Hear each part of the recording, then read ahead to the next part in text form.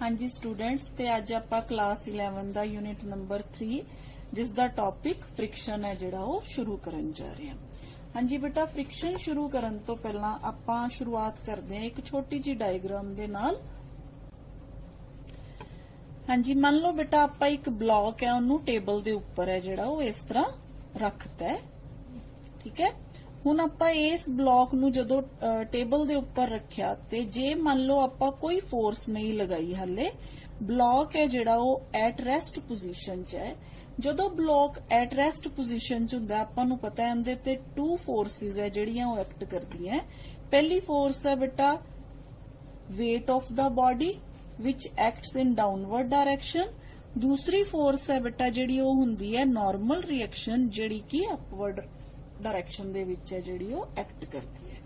हुण rest position ते की हुंदा है बेटा, ये दोनों फोर्सिस की हुंदियां एक दूसरे दे बराबर हुंदी है, यानी कि आर ते एम जी दोनों किदे बराबर हुंदे है, दोनों एक दूसरे दे बराबर हुंदे है। M G is equal to R.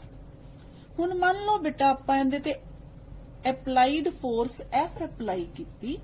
हुण फोर्स अप्लाई करन दे नाल भी जे मान लो बॉडी एट रेस्ट है, बॉडी मूव नहीं कर रही, इनका मतलब बेटा some other force is there which is opposing the applied force.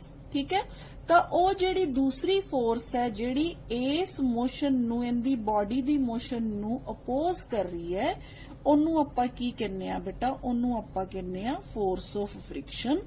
ते ओ जिहड़ी है हमेशा opposite direction of the applied force ते इस दे नाल ही parallel to the surfaces in contact है जिहड़ी ओ लगदी है। ठीक है, तो फिर आपां की कहांगे बेटा, फोर्स ऑफ फ्रिक्शन की है अपने कोल, friction is the opposing force that acts parallel to the body in contact with the surface of another body when force F is applied। ठीक है, हाँ जी बेटा, हुण क्योंकि ये बॉडी है जिहड़ी फोर्स अप्लाई करन ते भी मूव नहीं कर रही, तो आपां इस केस च ये कहांगे कि net force on the system की है अपने कोल जीरो है, यानी कि हुण इस सिस्टम दे उपर जिहड़ी टोटल फोर्स है वो ना दे बराबर है। ये दोनों फोर्सेस एक दूसरे नू बैलेंस कर रही है ते force applied force and force of friction भी की कर रही है, एक दूसरे नू बैलेंस कर रही है। हाँ जी, नेक्स्ट है बेटा कि ये फ्रिक्शन है जिहड़ा वो किवें आंदा है, इहदा ओरिजिन की है। ठीक है, तो बेटा जदों कूलम ने इस चीज नू ऑब्जर्व किया, सब तो पहला कूलम ने दसिया कि जिहड़ा फ्रिक्शन है वो आंदा है बेटा सरफेसिस जिहड़े बॉडी दे उन्हां दी इरेगुलर होने करके। ठीक है, मान लो कोई भी प्लेन सरफेस है बेटा, उन्होंने जदों आपां वैसे देखते हैं तो आपां नूं प्लेन प्रतीत हुंदा है, पर जदों आपां उहनूं अंडर अ माइक्रोस्कोप ऑब्जर्व करते हैं तो वो जिहड़ा सरफेस है वो कदी भी है जिहड़ा स्मूथ नहीं हुंदा, उहदे उपर की हुंदा है इस तरह बेटा डिप्रेशन एंड प्रोजेक्शन है जिहड़े वो अपीयर हो रहे हुंदे है। तो फिर बेटा ये की हुंदा है, जदों आपां एक बॉडी नूं दूसरी बॉडी दे उपर जिहड़ा है अप्लाइड फोर्स कर लगा के उनकी रिलेटिव मोशन करन दी कोशिश करते हैं, तां की हुंदा है ये जिहड़ी है प्लेस है जिहड़ी इत्थे स्पेस है जिहड़ी इहदे विच की हो जांदी है बेटा इंटरलॉकिंग हो जांदी है, ते इस इंटरलॉकिंग दे करके है जिहड़ी मोशन है वो बॉडी दी की हो जांदी है, मुश्किल हो जाती है। तो बेटा आपां ओरिजिन ऑफ फ्रिक्शन है जिहड़ा उहदे विच यही कह सकते हैं कि projection in the surfaces of two bodies get interlock due to which frictional force comes into play. ठीक है, हाँ जी बेटा, हुण आपां गल करांगे स्टैटिक फ्रिक्शन दी। What is static friction? By applying force F body must move with an acceleration, यानी कि जदों आपां इधर नूं फोर्स अप्लाई कीती तां इस फोर्स दा रिजल्ट ये होना चाहिए है कि बॉडी है जिहड़ी इस डायरेक्शन च मूव करना शुरू कर दे। जदों बॉडी मूव करना शुरू कर दे तां उनदी एक्सलरेशन कितनी होनी चाहिए है? एक्सलरेशन होनी चाहिए है बेटा A is equal to F divided by M. क्यों? क्योंकि न्यूटन्स सैकेंड ला जिहड़ा है वो आपां नूं की कहंदा है, force is equal to mass into acceleration. तो A is equal to F divided by M. But body is still at rest, मतलब ਆਪਾਂ फोर्स लगाई पर बॉडी हले भी है जिहड़ी वो मूव नहीं कीती, बॉडी अपनी पोजीशन ते at rest है. So at this stage there is static friction. ਤਾਂ ਆਪਾਂ ਉਸ ਸਟੇਜ ਤੇ ਜਿਹੜਾ ਫ੍ਰਿਕਸ਼ਨ ਲੱਗਦਾ ਹੈ ਬੋਡੀ ਤੇ, ਆਪਾਂ ਉਸ ਫ੍ਰਿਕਸ਼ਨ ਨੂੰ ਕੀ ਕਹਿੰਦੇ ਆ ਬੇਟਾ, ਆਪਾਂ ਉਸ ਫ੍ਰਿਕਸ਼ਨ ਨੂੰ ਕਹਿੰਦੇ ਆ ਸਟੈਟਿਕ ਫ੍ਰਿਕਸ਼ਨ. Fs ਨਾਲ ਆਪਾਂ ਇਹਨੂੰ ਲਿਖਦੇ ਆ which opposes impending motion. So static friction ਦੀ ਜੇ ਆਪਾਂ ਡੈਫੀਨੇਸ਼ਨ ਦਵਾਂਗੇ ਬੇਟਾ, ਫਿਰ ਆਪਾਂ ਕੀ ਦਵਾਂਗੇ, static friction is the opposing force that is set up between the surfaces of contact of two bodies when one body tends to slide over the surface of another body. ਜਦੋਂ ਇੱਕ body ਦੂਸਰੀ body ਦੇ surface ਦੇ ਉੱਪਰ just slide ਕਰਨ ਦੀ ਕੋਸ਼ਿਸ਼ ਕਰੇ ਪਰ ਹੱਲੇ ਸਲਾਈਡ ਨਾ ਕਰੇ, ਤਾਂ ਆਪਾਂ ਉਸ ਸਟੇਜ ਤੇ ਜਿਹੜਾ ਫ੍ਰਿਕਸ਼ਨ ਲੱਗਦਾ ਹੈ, ਜਿਹੜੀ ਫੋਰਸ ਲੱਗਦੀ ਹੈ, ਅਪੋਜ਼ਿੰਗ ਫੋਰਸ ਲੱਗਦੀ ਹੈ, ਉਸ ਅਪੋਜ਼ਿੰਗ ਫੋਰਸ ਨੂੰ ਬੇਟਾ ਆਪਾਂ ਕੀ ਕਹਿੰਦੇ ਆ, ਆਪਾਂ ਕਹਿੰਦੇ ਆ ਸਟੈਟਿਕ ਫ੍ਰਿਕਸ਼ਨ. ਤਾਂ ਆਓ ਬੇਟਾ ਹੁਣ ਆਪਾਂ ਕੁਝ ਪੁਆਇੰਟਸ ਹੈ ਜਿਹੜੇ ਸਟੈਟਿਕ ਫ੍ਰਿਕਸ਼ਨ ਬਾਰੇ, ਉਹਨਾਂ ਬਾਰੇ ਅੰਡਰਸਟੈਂਡਿੰਗ ਕਰ ਲਈਏ. Some points about static friction. Number 1, static friction depends upon the nature of the surfaces of the bodies in contact. ਬੇਟਾ ਇਹ ਤੁਸੀਂ ਵੀ ਕਈ ਵਾਰੀ ਦੇਖਿਆ ਹੋਏਗਾ ਕਿ ਜਿਵੇਂ ਜਿਹੜਾ ਸਮੂਥ ਸਰਫੇਸ ਹੁੰਦਾ ਹੈ ਉਹਦੇ ਉੱਪਰ ਹੈ ਜਿਹੜੀ ਬੋਡੀ ਉਹ ਆਰਾਮ ਨਾਲ ਫਿਸਲ ਜਾਂਦੀ ਹੈ, ਪਰ ਜੇ ਸਰਫੇਸ ਹੈ ਜਿਹੜਾ ਸਮੂਥ ਨਾ ਹੋਏ ਤਾਂ ਉਹਦੇ ਤੇ ਜਿਹੜੀ ਬੋਡੀ ਹੈ ਉਹ ਕੀ ਹੈ, ਮੁਸ਼ਕਿਲ ਨਾਲ ਜਿਹੜੀ ਹੈ ਸਲਾਈਡ ਕਰਦੀ ਹੈ. ਠੀਕ ਹੈ, ਇਹ ਆਪਾਂ ਆਪਣੀ ਡੇਲੀ ਲਾਈਫ 'ਚ ਵੀ ਆਬਜ਼ਰਵ ਕਰਦੇ ਹਾਂ. Second, static friction does not exist by itself. That is, when there is no applied force, there is no static friction. यानी कि जे ਆਪਾਂ applied force ही नहीं लगावांगे बेटा ते ਆਪਾਂ ਨੂੰ friction ਦਾ ਪਤਾ ਕਿਵੇਂ ਚੱਲੇਗਾ. ਇਹਦਾ ਮਤਲਬ ਜਿੰਨੀ ਦੇਰ ਤੱਕ ਆਪਾਂ ਕਿਸੇ ਬੋਡੀ ਨੂੰ ਕਿਸੇ ਹੋਰ ਬੋਡੀ ਦੇ ਸਰਫੇਸ ਦੇ ਉੱਪਰ ਸਲਾਈਡ ਕਰਨ ਦੀ ਕੋਸ਼ਿਸ਼ ਨਹੀਂ ਕੀਤੀ, ਉਦੋਂ ਤੱਕ ਇਹ ਜਿਹੜਾ ਸਟੈਟਿਕ ਫ੍ਰਿਕਸ਼ਨ ਹੈ ਇਹ ਕੀ ਹੈ, ਹੋਂਦ ਵਿੱਚ ਨਹੀਂ ਆਂਦਾ. ਯਾਨੀ ਕਿ ਇਹ ਉਦੋਂ ਹੀ ਅਪੀਅਰ ਹੋਏਗਾ ਜਦੋਂ ਆਪਾਂ ਅਪਲਾਈਡ ਫੋਰਸ ਹੈ ਜਿਹੜੀ ਉਹ ਲਗਾਵਾਂਗੇ. ਠੀਕ ਹੈ. ਨੈਕਸਟ ਪੁਆਇੰਟ, ਸਟੈਟਿਕ ਫ੍ਰਿਕਸ਼ਨ ਅਪੋਜ਼ਿਸ ਦਾ ਇੰਪੈਂਡਿੰਗ ਮੋਸ਼ਨ. ਇਹ ਹਮੇਸ਼ਾ ਕੀ ਕਰਦਾ ਹੈ, ਜਿਹੜੀ ਬੋਡੀ ਦੀ ਮੋਸ਼ਨ ਹੈ ਉਹਨੂੰ ਕੀ ਕਰਦਾ ਬੇਟਾ, ਉਹਨੂੰ ਰੋਕਦਾ ਹੈ. ਠੀਕ ਹੈ. Next, static friction is self adjusting force. ਇਹ ਆਪਣੇ ਆਪ ਹੈ ਜਿਹੜਾ ਐਡਜਸਟ ਕਰ ਲੈਂਦਾ, static friction ਹੈ ਜਿਹੜਾ. ਠੀਕ ਹੈ. ਤਾਂ ਬੇਟਾ ਹੁਣ ਨੈਕਸਟ ਹੈ, ਮੰਨ ਲਓ ਆਪਾਂ ਫੋਰਸ ਹੈ ਜਿਹੜੀ ਅਪਲਾਈਡ ਫੋਰਸ ਹੈ ਬੇਟਾ, ਜਿਹੜੀ ਉਹਨੂੰ ਆਪਾਂ ਥੋੜਾ ਜਿਹਾ ਹੋਰ ਵਧਾ ਦਿੱਤਾ. ਠੀਕ ਹੈ. ਹੁਣ ਜਦੋਂ ਆਪਾਂ ਅਪਲਾਈਡ ਫੋਰਸ ਨੂੰ ਥੋੜਾ ਜਿਹਾ ਹੋਰ ਵਧਾ ਦਾਂਗੇ, ਦੇਖੋ ਮੰਨ ਲਓ ਆ ਜਿਹੜੀ ਫੋਰਸ ਹੈ ਬੇਟਾ ਆਪਾਂ ਇਹਦੀ ਜਿਹੜੀ ਵੈਲਿਊ ਹੈ ਥੋੜੀ ਜੀ ਵਧਾ ਦਿੱਤੀ. ਹੁਣ ਥੋੜੀ ਜੀ ਵੈਲਿਊ ਵਧਾਉਣ ਨਾਲ ਆਪਾਂ ਨੂੰ ਜਸਟ ਇਦਾਂ ਅਪੀਅਰ ਹੋਇਆ ਕਿ ਜਿਹੜਾ ਆ ਬਲੌਕ ਹੈ ਇਹ ਹੁਣੇ ਚੱਲਿਆ, ਮਤਲਬ ਇਹ ਹੁਣੇ ਮੂਵ ਕਰਨਾ ਸ਼ੁਰੂ ਕਰ ਦੇਗਾ. ਤਾਂ ਉਸ ਸਟੇਜ ਤੇ ਬੇਟਾ ਜਦੋਂ ਬਲੌਕ ਹੈ ਹੱਲੇ ਮੂਵ ਕਰਦਾ ਨਹੀਂ ਹੈ ਪਰ ਆਪਾਂ ਨੂੰ ਲੱਗਦਾ ਹੈ ਕਿ ਇਹ ਹੁਣ ਮੂਵ ਕਰਨਾ ਸ਼ੁਰੂ ਕਰ ਦੇਗਾ, ਤਾਂ ਆਪਾਂ ਉਸ ਸਟੇਜ ਤੇ ਜਿਹੜੀ ਅਪੋਜ਼ਿੰਗ ਫੋਰਸ ਹੁੰਦੀ ਹੈ ਆਪੋਜ਼ਿਟ ਡਾਇਰੈਕਸ਼ਨ 'ਚ, ਉਹਨੂੰ ਆਪਾਂ ਕੀ ਕਹਿੰਦੇ ਆ ਬੇਟਾ, ਲਿਮਿਟਿੰਗ ਸਟੈਟਿਕ ਫ੍ਰਿਕਸ਼ਨ. ਠੀਕ ਹੈ. ਤਾਂ ਆਪਾਂ ਹੁਣ ਕਿਹਦੇ ਬਾਰੇ ਪੜਾਂਗੇ, the maximum value of static friction is called limiting value of static friction. ਇਹਨੂੰ ਆਪਾਂ ਬੇਟਾ Fs maximum ਨਾਲ ਲਿਖਦੇ ਹਾਂ. at this value body just begins to slide over the surface of another body. यानी कि just begins to slide, पर slide है ਜਿਹੜਾ ਉਹ ਕਰਦੀ ਨਹੀਂ ਹੈ, properly move ਕਰਦੀ ਨਹੀਂ ਹੈ, यानी कि motion ਚ ਨਹੀਂ ਹੁੰਦੀ. ਤਾਂ ਬੇਟਾ ਨੈਚੁਰਲੀ ਜਿਹੜਾ Fx ਹੈ ਉਹ ਕੀ ਹੋਏਗਾ, ਸਟੈਟਿਕ ਫ੍ਰਿਕਸ਼ਨ ਦੇ ਨਾਲੋਂ ਕੀ ਹੋਏਗਾ, Fs ਮੈਕਸਿਮਮ ਹੈ ਜਿਹੜਾ Fs ਨਾਲੋਂ ਕੀ ਹੋਏਗਾ, ਘੱਟ ਹੋਏਗਾ. ਤਾਂ ਇਹਦੇ ਬਾਰੇ ਜਿਹੜੀ ਹੋਰ ਚੀਜ਼ ਹੈ ਬੇਟਾ ਉਹ ਇਹ ਹੈ ਕਿ ਜਿਹੜੀ limiting value of static friction ਹੈ ਉਹ ਕੀ ਹੁੰਦੀ ਹੈ ਹਮੇਸ਼ਾ ਉਹ ਹੁੰਦੀ ਹੈ proportional to normal reaction R. ਹਾਂਜੀ ਬੇਟਾ ਹੁਣ ਜੇ ਆਪਾਂ ਪ੍ਰੋਪੋਰਸ਼ਨੈਲਿਟੀ ਹੈ ਹਟਾ ਦਈਏ ਤੇ ਆਪਾਂ ਇੱਕ ਕਾਂਸਟੈਂਟ ਲਗਾਵਾਂਗੇ। ਇਹ ਜਿਹੜਾ ਕਾਂਸਟੈਂਟ ਹੈ ਬੇਟਾ ਇਹ ਹੈ mu S. Here mu S is called static friction. ठीक है, एफ एस मैक्सिमम किदे बराबर हो जाएगा म्यू एस इंटू आर, यानी कि mu S into normal reaction. हाँ जी बेटा हुन ये जिहड़ी चीज है किदे ते डिपेंड करदी है nature of the surface of the bodies in contact. Also F S is always less than or equal to mu S R. जिहड़ी स्टैटिक फोर्स है वो हमेशा म्यू एस आर तो less than or equal to हुंदी है।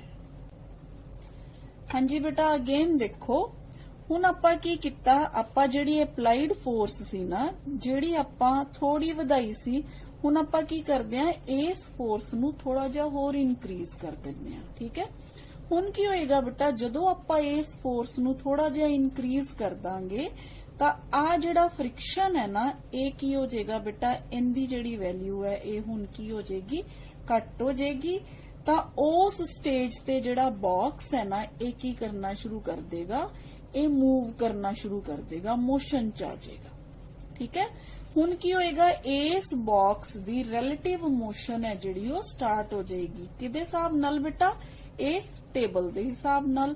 ਤਾਂ ਉਸ stage ਤੇ ਜਿਹੜਾ ਫ੍ਰਿਕਸ਼ਨ ਲੱਗਦਾ ਹੈ ਆਪਾਂ ਉਹਨੂੰ ਕੀ ਕਹਿੰਦੇ ਆ ਬੇਟਾ ਕਾਇਨੈਟਿਕ ਫ੍ਰਿਕਸ਼ਨ। ਦੇਖੋ ਫਿਰ ਕਾਇਨੈਟਿਕ ਫ੍ਰਿਕਸ਼ਨ ਕੀ ਹੈ ਬੇਟਾ the frictional force that opposes relative motion between surfaces in contact is called kinetic friction। यानी कि हुण जदों applied force लगान ते ब्लॉक है जिहड़ा वो मूव करना शुरू हो गया सरफेस दे उपर, ਤਾਂ ਹੁਣ ਇਹਦੀ ਜਿਹੜੀ ਮੋਸ਼ਨ ਹੈ ਉਹਨੂੰ ਅਪੋਜ਼ ਕਰ ਰਹੀ ਹੈ ਜਿਹੜੀ ਫੋਰਸ, ਉਹਨੂੰ ਆਪਾਂ ਕੀ ਕਹਿੰਦੇ ਆ ਬੇਟਾ ਉਹਨੂੰ ਆਪਾਂ ਕਹਿੰਦੇ ਆ ਕਾਇਨੈਟਿਕ ਫ੍ਰਿਕਸ਼ਨ। ਤਾਂ ਕਾਇਨੈਟਿਕ ਫ੍ਰਿਕਸ਼ਨ ਵੀ ਹੈ ਜਿਹੜਾ ਉਹ ਕਿਹਦੇ ਬਰਾਬਰ ਹੁੰਦਾ ਹੈ ਬੇਟਾ ਮਿਊ ਕੇ ਇਨਟੂ ਆਰ ਦੇ ਬਰਾਬਰ ਹੁੰਦਾ ਹੈ। ਇੱਥੇ ਮਿਊ ਕੇ ਹੈ ਜਿਹੜਾ ਬੇਟਾ ਉਹਨੂੰ ਆਪਾਂ ਕੀ ਕਹਿੰਦੇ ਆ mu K is called coefficient of kinetic friction. ठीक है, ਨੈਚੁਰਲੀ ਬੇਟਾ ਜਿਹੜਾ ਕਾਇਨੈਟਿਕ ਫ੍ਰਿਕਸ਼ਨ ਹੈ ਉਹ ਕੀ ਹੋਏਗਾ limiting value of static friction ਨਾਲੋਂ ਘੱਟ ਹੋਏਗਾ। ਠੀਕ ਹੈ, ਤਾਂ ਹੀ ਇਹ ਜਿਹੜੀ ਬਾਡੀ ਹੈ ਉਹ ਕੀ ਕਰਨਾ ਸ਼ੁਰੂ ਕਰਤਾ ਉਹਨੇ मूव करना शुरू करता है सरफेस दे ऊपर। ठीक है, हाँ जी बेटा हुण तुसी देखिया होएगा बेटा जदों कोई बॉल है जिहड़ी ओनू आपां फर्श दे उपर जिहड़ी है रेड़ दिन्ने आ ਤਾਂ ਜਦੋਂ ਬਾਲ ਰਿੜਦੀ ਚਲਦੀ ਹੈ ਜਿਹੜੀ ਬਾਲ ਉਹਦੀ ਸਪੀਡ ਹੈ ਥੋੜੀ ਉਹ ਕੀ ਹੋ ਜਾਂਦੀ ਹੈ ਘੱਟ ਹੋ ਜਾਂਦੀ ਹੈ। ਘੱਟ ਹੁੰਦੇ ਥੋੜੀ ਦੇਰ ਬਾਅਦ ਕੀ ਹੁੰਦੀ ਹੈ ਉਹ ਜਿਹੜੀ ਬਾਲ ਹੈ ਉਹ ਰੁਕ ਜਾਂਦੀ ਹੈ। ਠੀਕ ਹੈ, ਉਸ ਕੇਸ ਦੇ ਵਿੱਚ ਜਿਹੜਾ ਇਹ ਵਾਲਾ ਫ੍ਰਿਕਸ਼ਨ ਹੈ ਬੇਟਾ ਉੱਥੇ ਕੀ ਹੈ ਉਸ ਬਾਲ ਦੇ ਉੱਪਰ ਐਕਟ ਕਰ ਰਿਹਾ ਹੁੰਦਾ ਹੈ। ਠੀਕ ਹੈ बेटा। हाँ जी बेटा इस केस दे विच जे आपां देखिए ते आपां नूं ये पता चलेगा कि जिहड़ी अप्लाइड फोर्स है ना इस केस दे विच ये की हो जाएगी काइनेटिक फ्रिक्शन नालों, यानी कि फोर्स ऑफ फ्रिक्शन जिहड़ी काइनेटिक फ्रिक्शन है उनदे नालों की हो जाएगी ज्यादा हो जाएगी। ठीक है, now if F is greater than यानी कि applied force is greater than kinetic friction, relative motion begins and the acceleration of the body at this stage is A is equal to F minus Fk, यानी कि applied force minus kinetic friction divided by m।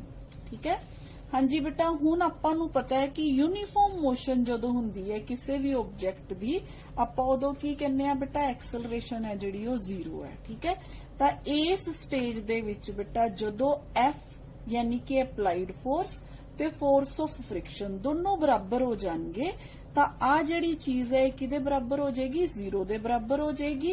ਤਾਂ ਇਹਦਾ मतलब की है कि ਜਿਹੜੀ motion है वो की होएगी बेटा यूनिफॉर्म होएगी। ठीक है, when F is equal to Fk यानी कि applied force is equal to force of friction. Now बेटा again if applied force is removed यानी कि आप उस ब्लॉक नू है जिहड़ा वो खिंचना या धक्का लगाना की करता है, बंद करता है। यानी कि एप्लाइड फोर्स है अपनी जिहड़ी वो किदे बराबर होगी, 0 दे बराबर।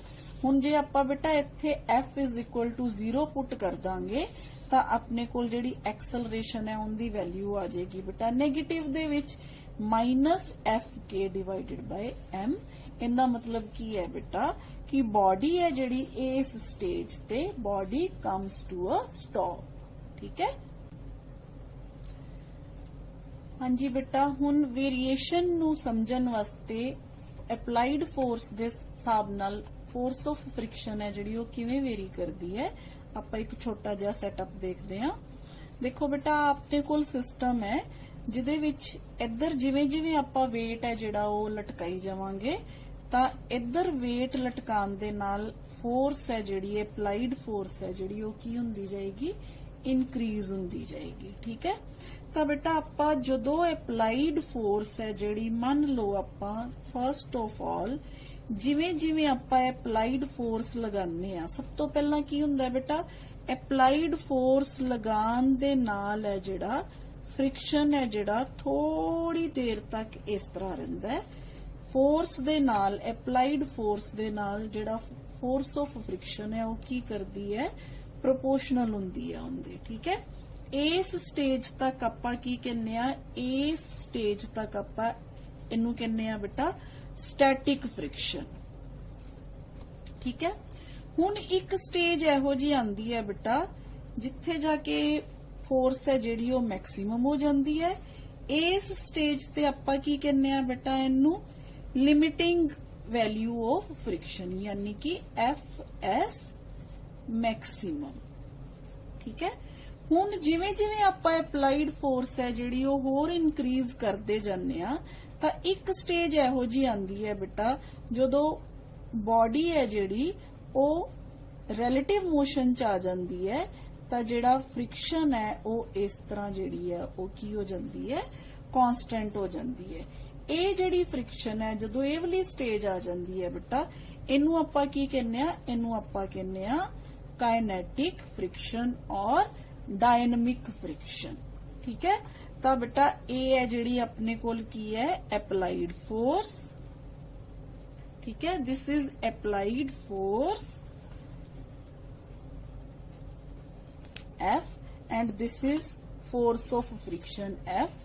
तो बेटा आ जिहड़ा ग्राफ है ये आपां नूं एक्सप्लेन करदा है variation of the force of friction with the applied force. यानी कि जिवें जिवें आपां फोर्स है जिहड़ी उनदी वैल्यू चेंज करदे आ तां फोर्स ऑफ फ्रिक्शन है जिहड़ा उनदे ते की असर पैंदा है। ठीक है, हाँ जी बेटा स्टैटिक फ्रिक्शन दी तरह काइनेटिक फ्रिक्शन बारे भी कुछ पॉइंट्स है। ठीक है, सब तो पहला तो बेटा जिवें स्टैटिक फ्रिक्शन है जिहड़ा ਉਹ नेचर ते डिपेंड करदा सी सरफेसिस दा, सरफेस दे मतलब जिहड़ियां बॉडीज है इन कंटैक्ट उसे तरह ही काइनेटिक फ्रिक्शन भी है जिहड़ा ਉਹ सरफेसिस दी नेचर दे उपर ही डिपेंड करदा है। ठीक है, नैक्सट पॉइंट है कि जिहड़ा काइनेटिक फ्रिक्शन है वो की करदा है हमेशा रिलेटिव मोशन नू अपोज करता है। यानी कि काइनेटिक फ्रिक्शन उदों ही लगता है जदों ऑब्जेक्ट है जिहड़ा वो मूव कर रहा होवे। नैक्सट पॉइंट है बेटा kinetic friction is independent of the area of contact so long as the normal reaction remains the same. जिवें कि आपां देखिया कि जिहड़ा काइनेटिक फ्रिक्शन है वो किदे प्रोपोर्शनल है, R दे प्रोपोर्शनल है, ਤਾਂ ਇਹ ਸਿਰਫ ਨਾਰਮਲ ਰਿਐਕਸ਼ਨ ਤੇ ਡਿਪੈਂਡ ਕਰਦਾ ਹੈ ਨਾ ਕਿ ਕਿੰਨਾ ਏਰੀਆ ਜਿਹੜਾ ਹੈ ਉਹ ਕੰਟੈਕਟ ਦੇ ਵਿੱਚ ਹੈ ਕਿਸੇ ਸਰਫੇਸ ਦੇ ਵਿੱਚ। ਹਾਂਜੀ ਬੇਟਾ ਹੁਣ ਇਸ ਦੇ ਨਾਲ ਹੀ ਆਪਾਂ ਹੁਣ ਤੱਕ ਜੋ ਦੇਖਿਆ ਆਪਾਂ ਦੇਖਿਆ ਬੇਟਾ ਕਿ ਜਿਹੜਾ FS ਹੈ ਉਹ μSR ਦੇ ਬਰਾबर है। ठीक है, ਇਸੇ ਤਰ੍ਹਾਂ ਬੇਟਾ ਆਪਾਂ ਦੇਖਿਆ ਕਿ ਜਿਹੜਾ FK है यानी कि काइनेटिक फ्रिक्शन है ਉਹ μKR ਦੇ ਬਰਾबर है। ठीक है, ਇਹਦਾ मतलब ਕੀ ਹੈ ਬੇਟਾ ਆਪਾਂ ਇਹ ਵੀ ਦੇਖਿਆ ਕਿ ਜਿਹੜਾ ਕਾਇਨੈਟਿਕ ਫ੍ਰਿਕਸ਼ਨ ਹੈ ਉਹ ਹਮੇਸ਼ਾ स्टैटिक फ्रिक्शन तो घट हुंदा है। ठीक है, तो इट इंप्लाइज कि जिहड़ा म्यू के आर है वो किदे तो घट होएगा, म्यू एस आर तो घट होएगा। ठीक है, तो इट मीन्स म्यू के is always less then mu S. ठीक है, इथों आपां नूं ये पता चलदा है बेटा कोफिशिएंट ऑफ काइनेटिक फ्रिक्शन है जिहड़ा वो किदे नालों घट हुंदा है, कोफिशिएंट ऑफ स्टैटिक फ्रिक्शन दे नालों। तां बेटा मैनूं हाँ जी स्टूडेंट्स, ये म्यू के ते म्यू एस दी वैल्यू है जिहड़ी आपां एक लैबोरेटरी मैथड दे नाल आपां फाइंड आउट भी कर सकते हैं। उहदे वास्ते अपने कोल एक सैटअप है बेटा, हुणे आपां देखिया, देखो इस सैटअप दे विच जिहड़ा अपने कोल इह वाला सैटअप है, आपां की मान लैंदे आ बेटा, आपां मान लैंदे आ कि जिहड़ा ब्लॉक दा वेट है ना उहनूं आपां W1 मान लैंदे आ। ठीक है, आपां ये ब्लॉक है जिहड़ा उहनूं वे कर सकदे आ, आपां पता कर सकदे आ कि इहदा वेट किन्ना है। इसे तरह आ जिहड़ा हैंगर है बेटा, इहदे च आपां किन्ना वेट है रखिया होया है प्लस ਇਹ वाला हैंगर, इन्हां दोनों नूं मिला के आपां वेट मान लैंदे आ बेटा W2 है। हुण जिवें कि तुसीं देख रहे हो कि ਇਹ ਜਿਹੜੀ फोर्स है ਉਹ ਇਸ वेट ਦੇ ਕਾਰਨ ਲੱਗ ਰਹੀ है, यानी कि जिन्ना ये वेट होएगा फोर्स भी उन्नी ही होएगी। ठीक है, ਤਾਂ नॉर्मल रिएक्शन किन्ना है बेटा, जिन्ना इस ब्लॉक दा वेट W1 नीचे लग रहा है। ठीक है, ਤਾਂ अपने कोल फार्मूला है, आपां हुणे जिहड़ा फार्मूला ड्राइव कीता ਉਹ आपां ਇਹ लिखिया कि जिहड़ा F है वो किदे बराबर है, म्यू आर दे बराबर।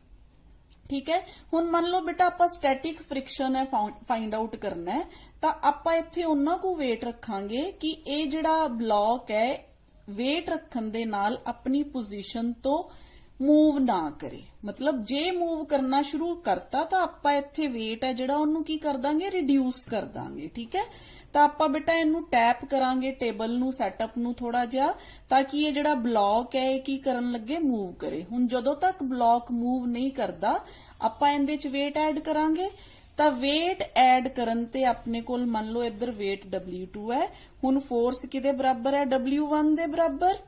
ठीक है, ए मान लो अपने कोल म्यू एस है, ए मान लो अपने कोल W2 है। हुण आपां नूं W1 ते W2 दोनों दी वैल्यू पता है, तां आपां इत्थों बेटा म्यू एस दी वैल्यू है जिहड़ी ओ कैलकुलेट कर सकदे हां।